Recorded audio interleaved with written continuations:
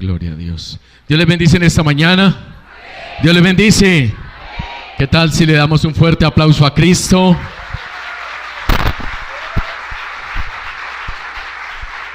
Pero dáselo fuerte, es para Él. Amén. Gloria, gloria a Dios. Bienvenidos a este lugar, a la casa de Dios, a esta familia de la cual tú también haces parte. Y también le damos la bienvenida a todos aquellos que nos escuchan y nos ven por internet en muchos lugares del mundo. Nos están escuchando y ya nos están viendo desde New Jersey. Nuestra hermana Nelly Rosso hace parte también de esta familia. En Detroit, Michigan, en España, en Chile, en Nueva York, en Orlando, Florida, en muchos lugares ya nos están viendo y escuchando, así que le damos también una bienvenida a esa familia. Y aquí en Colombia, desde Medellín, en la parte de Antioquia, Apartadó, en Cali, en muchos lugares ya nos están viendo y le damos también la bienvenida a esta hermosa familia. Démosle un aplauso a Cristo por esa familia que desde allí donde están nos están acompañando. Bendito es el nombre del Señor. Reciban una bienvenida. Y vamos a lo que vinimos. Quiero, antes de iniciar con la palabra, quiero que tomemos un tiempo para colocar este tiempo en las manos de nuestro buen Padre Celestial. Inclina allí tu rostro y vamos a orar. Padre, te damos gracias, Dios. Señor, necesitamos de tu palabra. Díselo a Dios, dile: Señor, yo necesito tu palabra. Necesito tu palabra en mi corazón. Dile: Señor, por favor, que tu palabra me transforme, que me haga aún más conforme a tu voluntad. Tu palabra es una espada. Tu palabra, Señor, como esa espada, que me haga morir un poco más a mí y que Cristo viva en mí. Señor, en el nombre de Jesús hoy pedimos, Señor, que hoy nos hables con un lenguaje sencillo pero muy profundo, amado Dios. Señor, tú sabes la situación y la circunstancia con la cual venimos hoy a tu casa, y sé, Señor, que tu palabra, Dios, hará conforme para lo cual ha sido enviada. Todo lo que sucede en este lugar, Señor, tiene que ver contigo. Señor, haz como tú bien sabes hacer, y eres el único que lo puedes hacer, Señor. Una obra renovadora y transformadora en cada uno de nosotros, en el nombre de Jesús. Amén y amén. Y he querido titular el mensaje de hoy: una vida exitosa. Una vida exitosa. Y yo creo que todos y cada uno de nosotros siempre hemos pensado en ser exitosos en las diferentes áreas de nuestra vida. Yo sé que hemos anhelado y soñado ser exitosos en la parte financiera, ¿verdad? En la parte familiar, en nuestros hogares, ser exitosos aún también en nuestro ministerio. Y quiero hablar también acerca de cómo podemos llegar a ser exitosos en nuestra vida cristiana. Y para hablar de éxito en la vida cristiana es necesario hablar de relación, de consagración, de identidad, de santidad, pero también de legado y de herencia. La herencia. ¿Cuántos sabemos que somos herederos de Dios? Somos herederos de Dios. Ahora, ser heredero no implica que tengas acceso y dominio de la herencia. Ser heredero no implica que tengas dominio o tengas acceso y dominio de la herencia. Pero sí hay requisitos para ser heredero. Debemos y somos herederos, pero hay unos requisitos. Uno de ellos, para poder heredar, el primer requisito es: debemos ser hijos. Ser hijos. Y por Cristo, tú y yo ahora somos hijos de Dios y ahora tenemos acceso a esa herencia. Somos herederos. Pero también otro requisito es tener el espíritu de hijo, porque así lo dice la palabra de Dios. Es decir, sentirnos hijo. Y también hay otro requisito, y es el madurar. Madurar. Si nosotros hablamos de la parte natural, necesitamos una edad específica para poder hacer uso, un buen uso de la herencia. Y también en el Señor nos está pidiendo el madurar. Y hoy quiero hablarte de un tema que sé que es muy importante para cada uno de nosotros, y sé que nos va a hablar y nos va a dar una claridad en cuanto a esto. Y quiero hablarles en la segunda carta del apóstol Pablo a Timoteo, segunda epístola a Timoteo. A mí personalmente me parece una carta muy interesante, ya que en esta carta se muestra la relación de un maestro y de un discípulo. de un maestro y un discípulo. En este caso es el apóstol Pablo con Timoteo. Y Timoteo se convirtió en el mejor discípulo para el apóstol Pablo. Desde el inicio hasta en el momento en que Pablo le dijo: bueno, hijo, ya me dieron la fecha de ejecución. Es decir, ya hasta el último momento Timoteo fue uno de los mejores discípulos. Y antes de ser ejecutado, Pablo le dio varias recomendaciones a Timoteo. Timoteo era un muchacho, hijo de un padre griego, pero de una mamá y de una abuela judías. ¿Recuerdan cómo se llamaba la abuela de Timoteo? Loida. Era la abuela de Timoteo, era una mujer temerosa. La mamá de Timoteo también lo era. Y estas mujeres enseñaron a Timoteo en la palabra y en el temor de Dios. Y aprovecho para decirte algo, y es que tú no te puedes quedar con la herencia de lo imperfecto. Tú no te puedes quedar con la herencia de lo que no es provechoso y tampoco es de bendición. Aunque Timoteo tenía una herencia griega por parte de su padre, Timoteo fue formado y escogió la mejor parte, quedarse con la herencia judía. Porque Timoteo tenía las dos herencias, griega y judía, pero él escogió la mejor, porque fue instruido en ella. Aunque nosotros no podemos elegir la herencia que nos dejan, sí podemos elegir con qué herencia nos quedamos. Porque nosotros como hijos en la parte natural no podemos escoger cuál es la herencia que nuestros padres van a dejarnos. Eso es algo que nosotros no podemos elegir, pero sí podemos elegir con qué herencia nos quedamos, escoger si nos quedamos o no con esa herencia. Entonces, si nosotros hablamos en la parte espiritual, tú no te puedes quedar con lo malo de una herencia, hablando en la parte de herencia espiritual o de maldiciones. Eso ya no nos cobija y tampoco debemos aceptar esas herencias en nuestra vida. Debemos aceptar y escoger la mejor herencia, que es a través de Cristo. Y hablando de Timoteo, esta carta se escribe más o menos en el año 60-61 después de Cristo. Pero Timoteo era la segunda generación de creyentes. Fue un joven que fue formado y fue la segunda generación de creyentes. Y me gusta mucho Timoteo.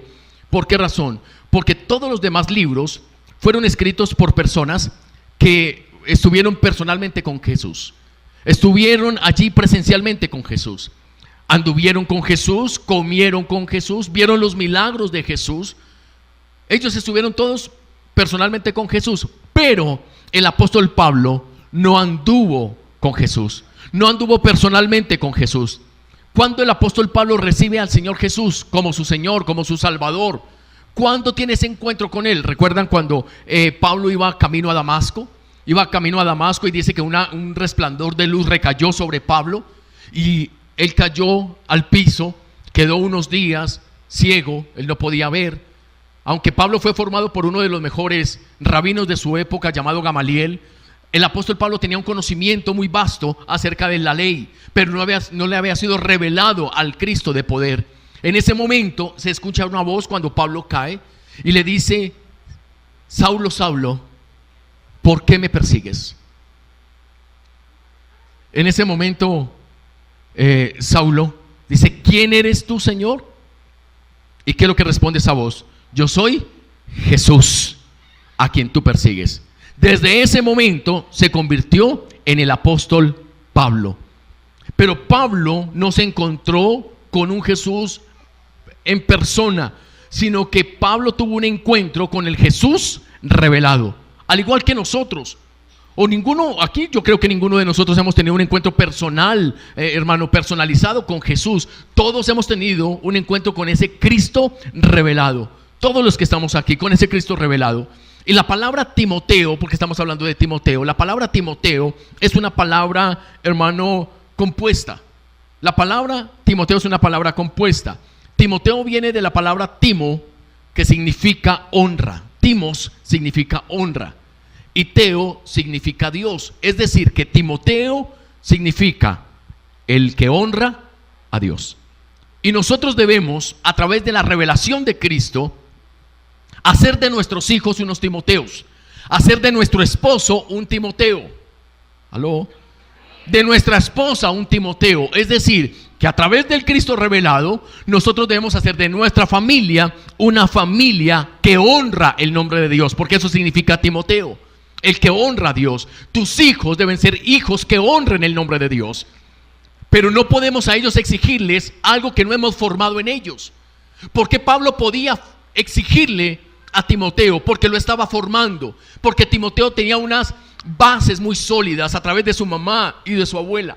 Nosotros queremos ver frutos en nuestros hijos, queremos ver fruto en nuestro hogar, pero se llama Timoteo porque es el que honra a Dios. Si tú quieres que tus hijos sean un Timoteo, jóvenes que honren el nombre de Dios, si tú quieres que tu esposo sea un hombre que honre a Dios, tu esposa una mujer que honre a Dios, debemos darles fundamentos, debemos en ellos también, a través del Cristo revelado en nuestra vida, hacer de ellos unos Timoteos. Diga conmigo, mi familia es una familia de Timoteos. Amén. Es decir, que todos en el nombre de Jesús en tu familia son hombres y mujeres que honran y bendicen el nombre de nuestro buen Padre Celestial. Amén. Y entendiendo mejor lo que significa Timoteo, podemos decir que cada uno de ustedes, los que estamos aquí presentes, somos personas que honran a Dios.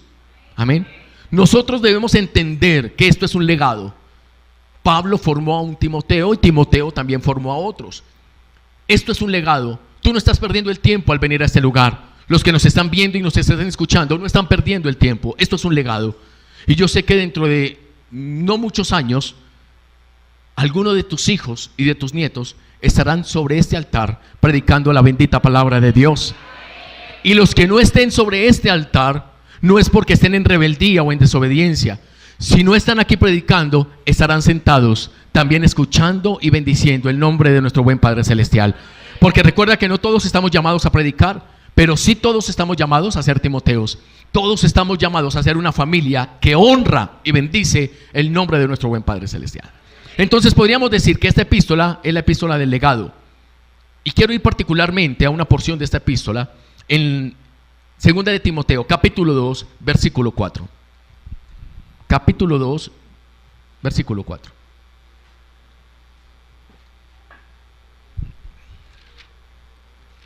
Y dice la palabra del Señor: ninguno que milita se enreda en los negocios de la vida a fin de agradar a aquel que lo tomó por soldado. Y también el que lucha como atleta no es coronado, sino lucha legítimamente. El labrador, para participar de los frutos, debe trabajar primero. Considera lo que te digo, y el Señor te dé entendimiento en todo.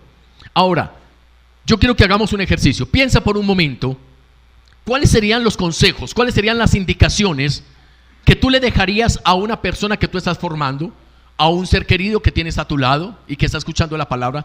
¿Cuáles serían los consejos que tú le darías, sabiendo que tú, dentro de muy poco tiempo, vas a ser quitado de su lado? ¿Por qué? Porque en este momento el apóstol Pablo sabía que iba a ser ejecutado, le iban a quitar la vida. Y él tenía solo esta carta para decirle a Pablo lo más consistente, lo más sólido, lo más nutrido, hermano, en unos consejos. ¿Cuáles serían los consejos que tú le darías? Porque nosotros como papás tenemos muchos años para darle los mejores consejos a nuestros hijos. Pero si en determinado momento te dijeran, solo le puedes dar 3 consejos, 3 indicaciones, 3 instrucciones, ¿cuáles serían las que les dejaríamos a ellos? Yo creo que pensaríamos, hermano, muy minuciosamente, con todo detalle, unos consejos que, aunque mis hijos o las personas que estén a nuestro alrededor, aun cuando estén ya adultos, hermanos, les sirvan esos consejos para todo el resto de su vida. Pues sabes una cosa, aquí el apóstol Pablo le está dando unas indicaciones de lo que él considera que son las más importantes para tener una vida cristiana exitosa. Y el apóstol Pablo allí a Timoteo, en el versículo 7, le dice: considera lo que te digo y que el Señor te dé entendimiento en todo. Ahora, hermano, ¿cuál es la manera en la que nosotros debemos entender nuestra vida cristiana? Pues haciendo 3 modelos que siempre deben estar presentes y que deben de servir como punto de referencia.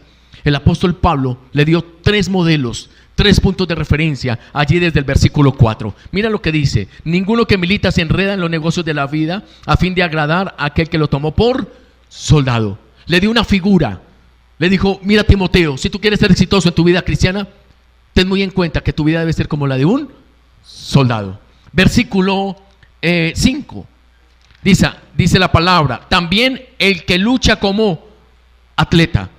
Si tú quieres tener una vida exitosa como cristiano, debes tener en cuenta los atletas. Y en el versículo 6, ¿a quién nombra? Al labrador.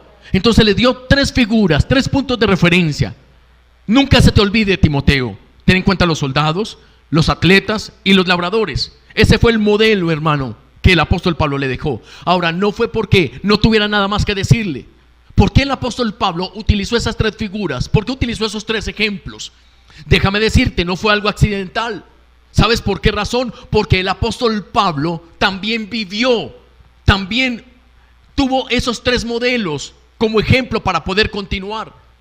Lo digo porque mira lo que dice la palabra en el capítulo 4, versículo 7. Y se refiere al mismo, ya no se refiere al apóstol Pablo. Y yo quiero que hagamos una relación entre estos 2 textos, entre el capítulo 2 y el capítulo 4. Yo quiero que hagamos esta relación. ¿Lo tienes? Capítulo 2, versículo 4. Perdón, capítulo 4, versículo 7. Mira lo que dice. He peleado la buena batalla. ¿Y qué es lo que dice en el capítulo 2? Que debe ser como soldado. Y en el capítulo 4 dice, he peleado la buena batalla. Entonces vemos la relación que se tiene, la pelea de la buena batalla con el de ser soldados. Ahora, mira lo que sigue diciendo en el versículo 7. He acabado la carrera. ¿Y cuál fue el otro modelo que dejó el apóstol Pablo para Timoteo? El de ser atleta. Ahora, sigue el apóstol Pablo diciendo, y he guardado la fe. ¿Cuál fue el tercer modelo que utilizó el apóstol Pablo? El labrador. Y un labrador debe tener fe, porque desde que siembra la semilla, él debe tener una espera y una fe para tener la certeza de que lo que ha sembrado germinará y dará fruto. Entonces lo que el apóstol Pablo está haciendo aquí en el capítulo 4 es que esas 3 visiones de la vida cristiana que le compartió a Timoteo son esas 3 visiones, hermanos, de la vida cristiana que él asumió y que le ayudaron a llegar hasta donde llegó, porque el apóstol Pablo tuvo una vida cristiana muy exitosa. Es más, mira lo que dice el versículo 8. Por lo demás, me está guardada la corona de justicia. Él tenía claro, hermano, que todo lo que había hecho en su vida cristiana lo hacía merecedor de una corona de justicia. Y yo te digo a ti, para ti también hay una corona de justicia. Pero ten en cuenta estos 3 puntos: el ser como soldado, como atleta y como labrador. Entonces, si para Pablo lo fue, para Timoteo también, yo sé que para nosotros estos 3 pilares también se convertirán en nuestros pilares para tener una vida exitosa. Y quiero ver estos puntos. Y quiero comenzar diciendo pilares para una vida exitosa. Primer punto: la vida cristiana no es un paseo, la vida cristiana es una batalla. ¿Cuál es el primer punto? La vida cristiana no es un paseo, la vida cristiana es una batalla. Y en 2 de Timoteo 4:7 el apóstol Pablo lo dice: he peleado la buena batalla. Habla de una pelea y habla de una batalla. Es decir, que la vida cristiana no es un paseo, la vida cristiana no es una moda. Tú no estás aquí solamente porque te invitaron, gracias a Dios porque te invitaron, pero debes tener eso en cuenta. Y en el capítulo 2, versículo 4, dice que ninguno que milita, o sea que esto es una milicia. Estamos como soldados. Muchas veces creemos que la iglesia es el club donde venimos a hacer vida social. Y no es así. ¿Sabes qué es la iglesia? La iglesia es el cuerpo de Cristo estableciendo el reino de los cielos aquí en la tierra. Te lo repito, la iglesia es el cuerpo de Cristo estableciendo el reino de los cielos aquí en la tierra. Entonces nuestra actividad realmente es una batalla. Dile al que tienes a tu lado: estamos en batalla. Y la única manera de vivir sin enredarnos en los negocios de la vida es que cada día al levantarte puedas ver que siempre como soldado tienes las botas puestas. Desde que nos levantamos tenemos las botas puestas. Para aquellos que han prestado el servicio militar o han estado en la milicia, en la policía, en fin, cuando se está, hermano, en un conflicto, cuando se está en una guerra, cuando se está en alguna operación, lo último que se puede quitar es el uniforme. Lo último que se pueden quitar son las botas. Es más, duermen con las botas, se bañan con el uniforme puesto. Hermano, no te quites las botas. Dile al que tienes a tu lado: no te quites las botas. Y allí en 1 de Timoteo, en el capítulo 6, versículo 12, 6:12 de 1 de Timoteo dice: pelea la buena batalla de la fe. Sigue hablando de una pelea, sigue hablando de una batalla. No es coincidencia. El apóstol Pablo relaciona la vida cristiana siempre con una pelea y una batalla. Ahora, cuando tú te hiciste hijo de Dios por el sacrificio de Jesús en la cruz del Calvario, saliste del anonimato. Ya no eres simpatizante, ahora eres un militante. Te lo repito, tú no eres un simpatizante, tú eres un militante. Y a todo militante, a todo aquel que hace parte de un ejército, se le entrega un uniforme que lo identifica como soldado de Jesucristo. Y como buen soldado, por llevar ese uniforme, ahora tendrás ataques y acechanzas, porque te identifican.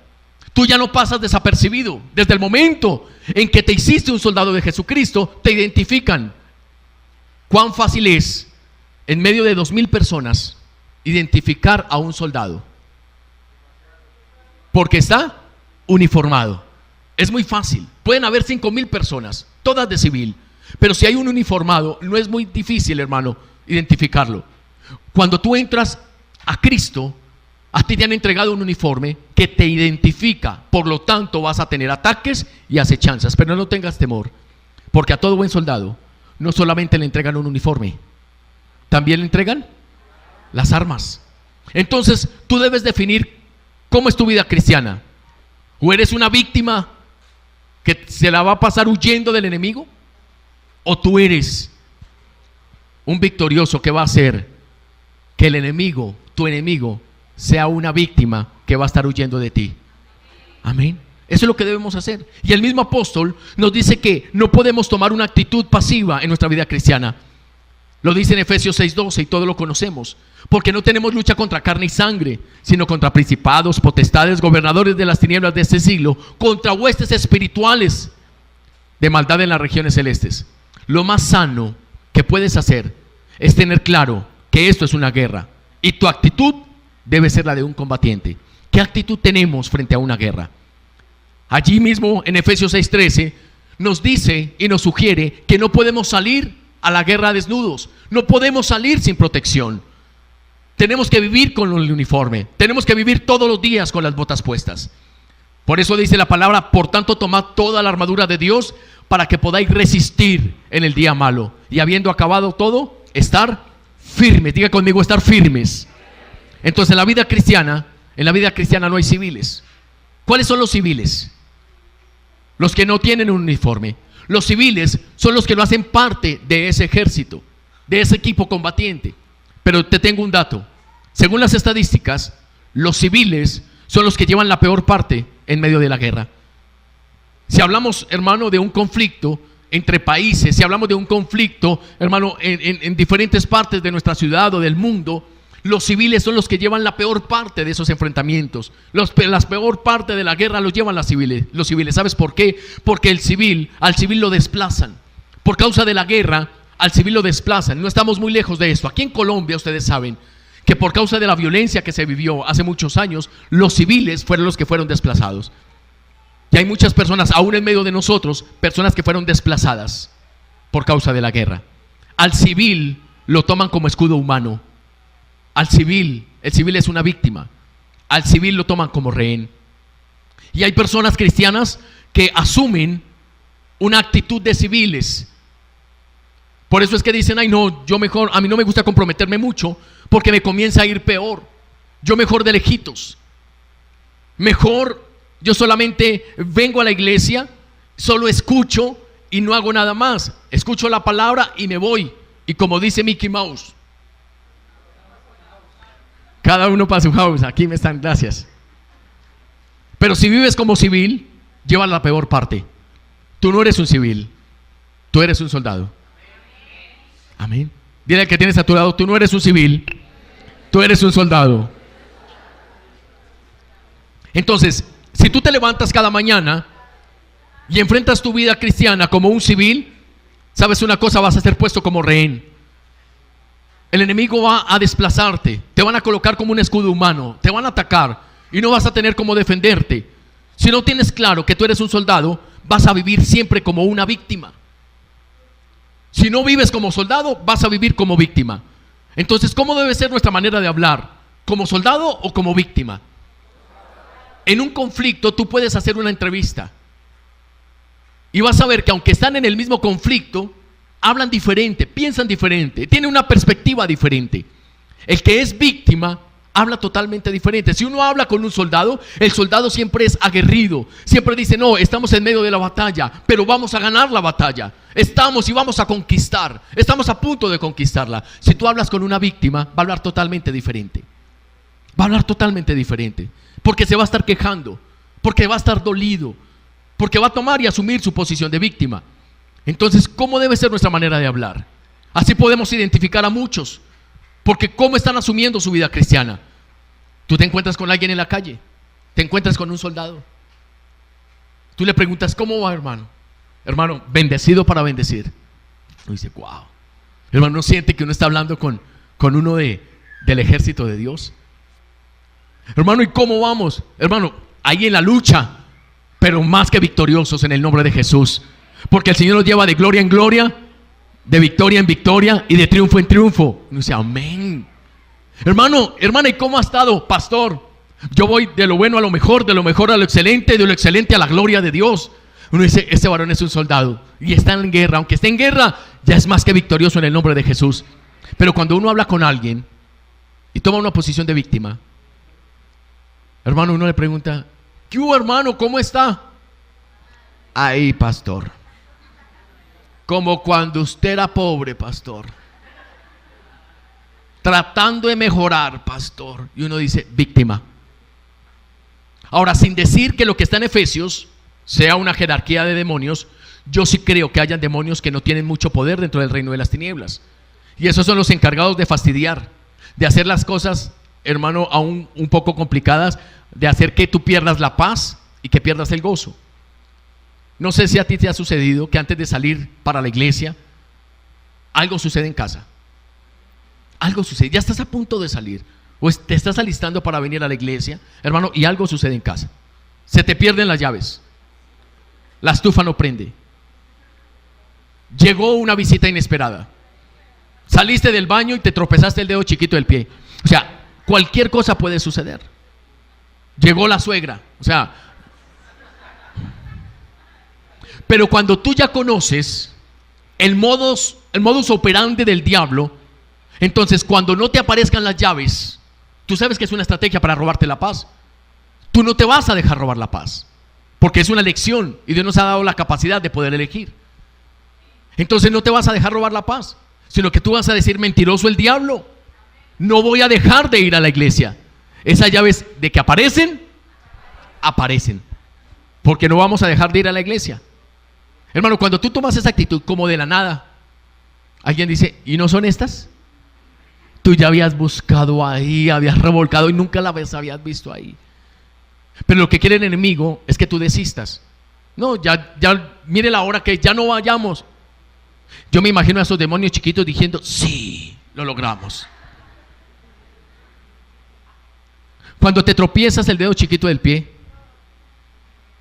tú ya sabes por qué te lo tropezaste. Entonces, ¿qué vas a decir? Mentiroso el diablo.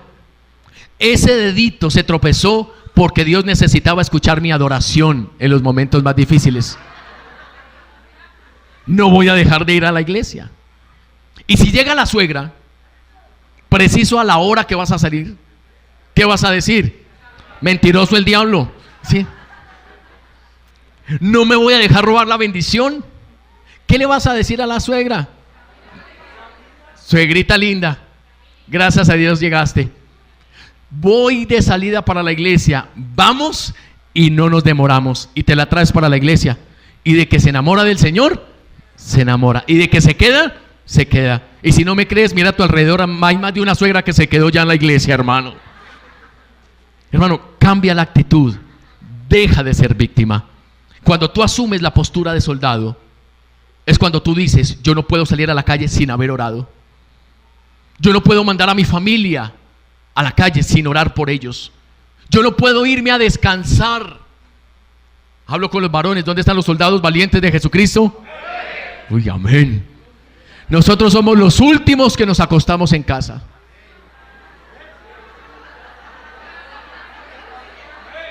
¿Qué pasó con el amén? Espere, yo tomo agua.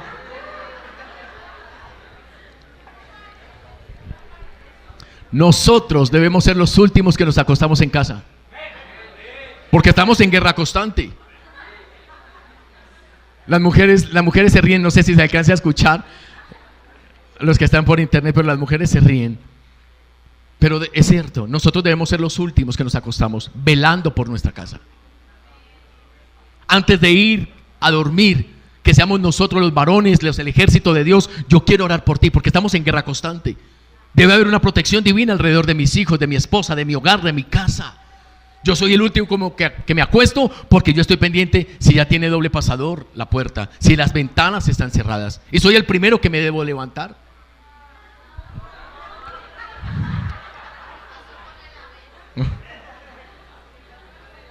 Ahora, usted dice, pastor, usted es extremista, usted dice que a toda hora estamos en guerra, y no, pastor, nos está sugestionando. No, yo te hago una pregunta, varón. ¿Por qué le colocas doble pasadora a la puerta de tu casa? Porque estamos en guerra. Porque tú lo que quieres, si la dejas sin esa protección, sin esa doble llave, hermano, estamos en riesgo de que alguien entre y robe nuestras pertenencias. Si es así o no es así. Estamos en guerra constante. ¿O por qué los que tenemos vehículo, por qué le colocamos alarma al vehículo? Porque estamos en guerra constante. Porque no le podemos dar espacio al enemigo, porque entra y nos hace fiestas, arrasa con lo que es nuestro. El enemigo viene a matar, robar y destruir. Estamos en guerra constante. Cuando tú vas, por lo menos en Colombia, y no lo digo para hablar mal de mi país, pero es una verdad que vivimos aquí en Colombia, tal vez en otros países del mundo no, pero particularmente aquí sí. Cuando salimos y hablamos por celular en la calle, ¿cuántos? ¿Por qué? Como soldado, porque andamos en guerra constante.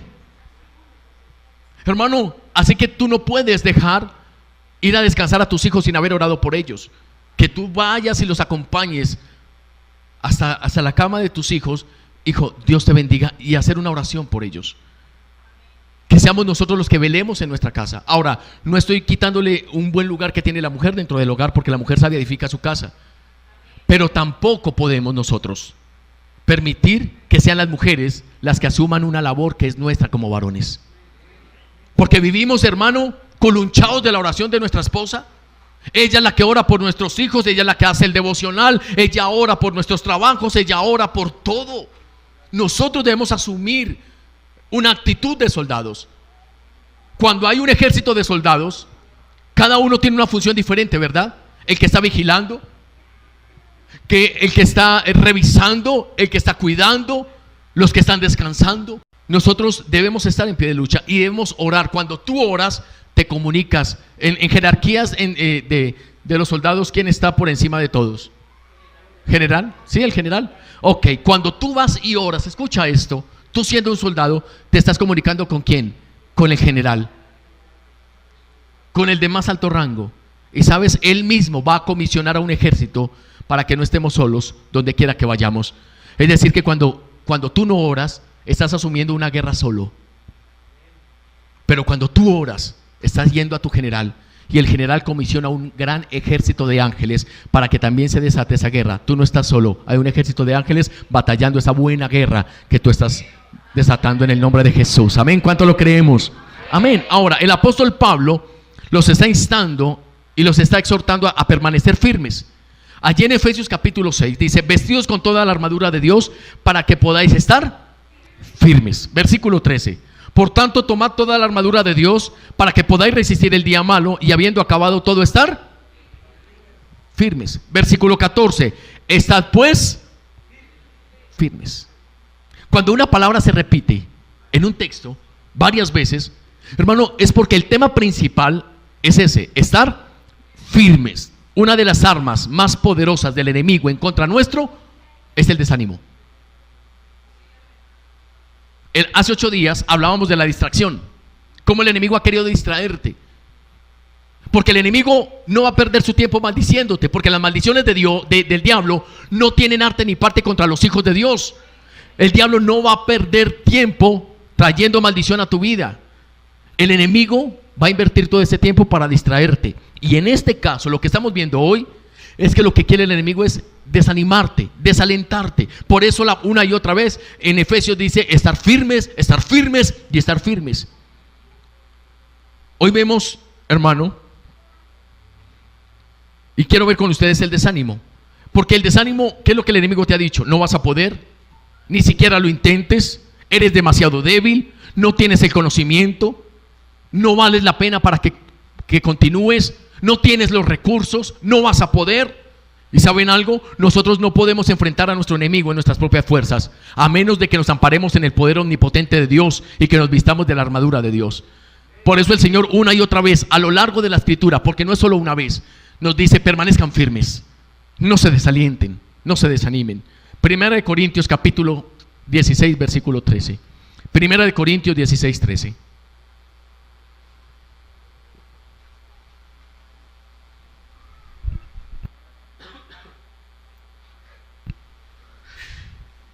Dice la Escritura: estad firmes en la fe, portaos varonilmente y esforzaos. Estad pues ¿qué? Firmes. Diga conmigo, iglesia, firmes. Filipenses 4:1. Así que, hermanos, amados míos y deseados, gozo y corona mía, estad así firmes en el Señor. Versículo 2, que sean de un mismo sentir.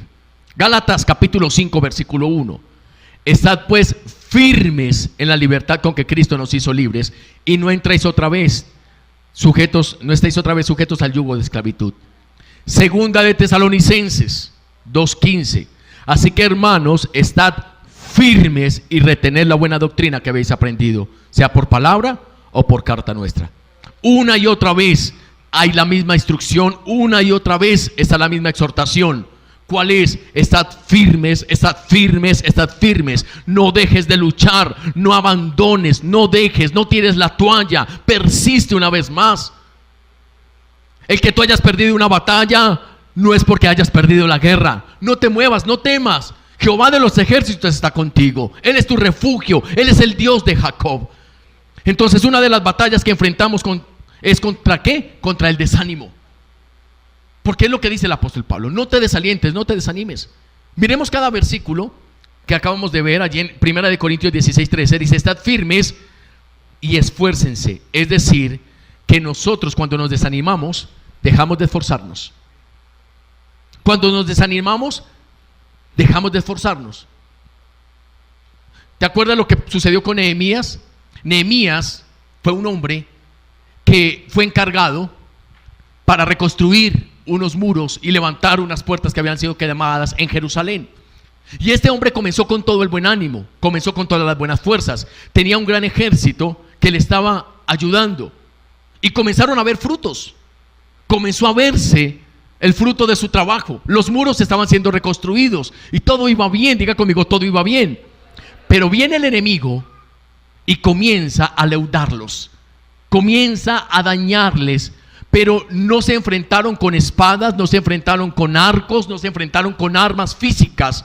El enemigo lo que hizo fue leudar el buen ánimo que tenían para levantar los muros.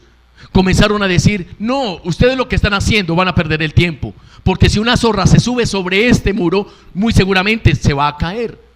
Entonces ellos se desalentaron. Ese desánimo llegó a su corazón, y dice la palabra que ellos soltaron sus herramientas de trabajo y se hicieron a un lado. Nehemías entró en angustia. Nehemías entró en angustia. ¿Por qué razón? Porque cuando una persona pierde el buen ánimo, deja de esforzarse. No pierdas el buen ánimo, porque lo que quiere el enemigo es que cuando tú te desanimes, te desalientes, dejes de esforzarte. Muy seguramente vas a soltar entonces las armas. No las sueltes, no te desalientes. En Filipenses capítulo 4, ahí lo acabamos de ver, ¿qué dice? Estad firmes y que todos sean de un mismo sentir. Cuando nos desanimamos, le damos cabida a la división. No queremos trabajar en equipo.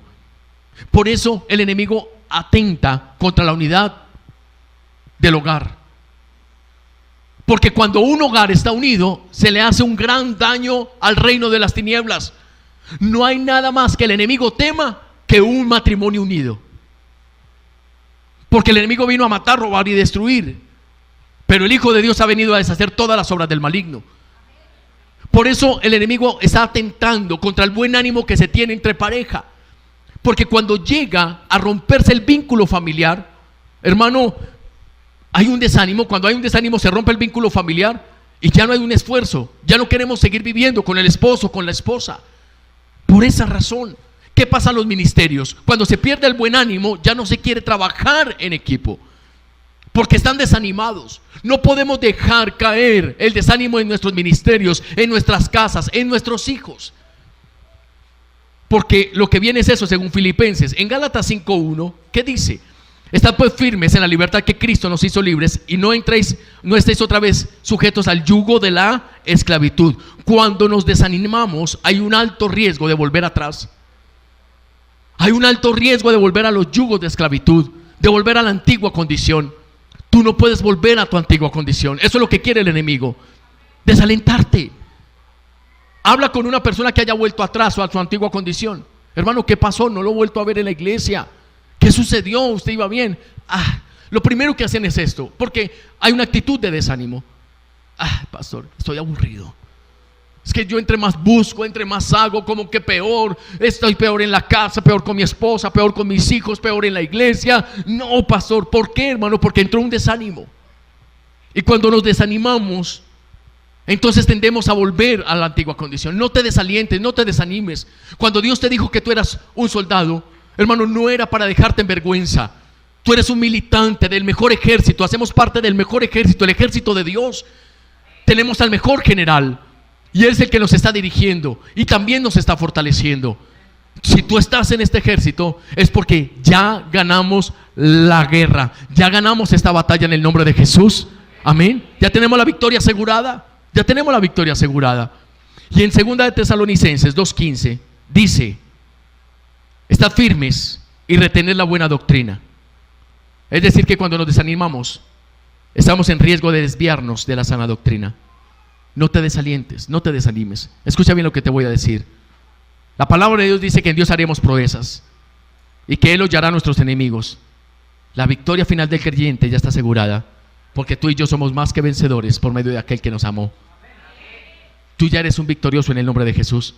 Así que como buen soldado de Jesucristo, hermano, si tú has caído, levántate y sacúdete el polvo en el nombre de Jesús. No te desalientes, continúa, avanza. La victoria es nuestra, hermano. ¿Qué pasó en tu hogar? Levántate y sacúdete en el nombre de Jesús. ¿Qué pasó con tus hijos? Levántate y sacúdete. El enemigo te quiere ver postrado. El enemigo te quiere ver derrotado. Pero tú hasta este momento tienes las botas puestas. Tú hasta este momento sigues teniendo el uniforme puesto. Esta batalla no ha terminado, pero ya la tenemos asegurada en victoria. No te desalientes. Avanza en el nombre de Jesús. Por eso yo te invito a que tú te coloques sobre tus pies en esta hora.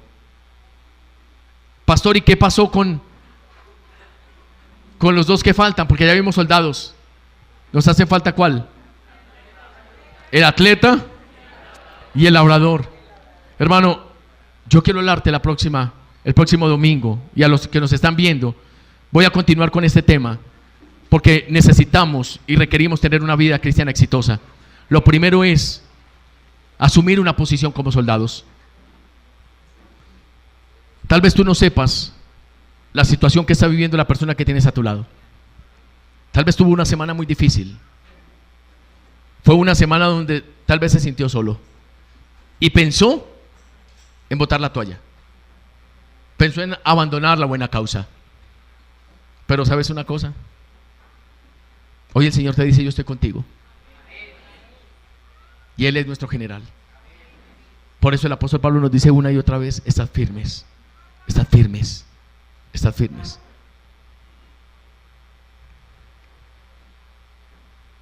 Tú esperabas por lo menos la llamada de un líder, de un pastor, pero no la recibiste. Pero hoy estuvo Él, el que te llamó, el que siempre ha visto en ti a un victorioso, el que ha visto en ti a alguien que no estará en derrota jamás, porque hacemos parte del mejor ejército. Con mucho respeto, colócale la mano en el hombro a la persona que tienes a tu lado y no sabes cuánta carga puede llegar a tener él, pero que tú puedas orar por él y que esta persona, este hermano, esta mujer sienta que no está solo. Amado Dios, hoy venimos delante de tu presencia, Jesús.